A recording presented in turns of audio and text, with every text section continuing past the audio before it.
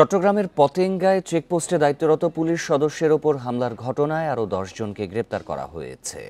এ নিয়ে ওই ঘটনায় 12 জনকে গ্রেপ্তার করা হলো। পুলিশ জানায়, শনিবার রাতে নগরীর পাঁচলাইশ এলাকা থেকে তাদেরকে গ্রেপ্তার করা হয়। গ্রেপ্তারকৃতরা মাদকসেবী ও তাদের সবার বিরুদ্ধে ছিনতাইয়ের অভিযোগ রয়েছে বলে জানিয়েছে পুলিশ। মাদক সেবনে বাধা দেয়ায় শুক্রবার রাতে পতেঙ্গার আউটার রিং রোডে চেকপোস্টের দায়িত্বে থাকা উপপরিদর্শক ইউসুফ আলীকে মারধর করা হয়। খবর পেয়ে পুলিশের একটি দল ও আশপাশের লোকজন এসে তাকে উদ্ধার করেন। এ সময় উত্তেজিত জনতা দুই হামলাকারীকে ধরে পিটুনি দিয়ে পুলিশে সোপর্দ করে।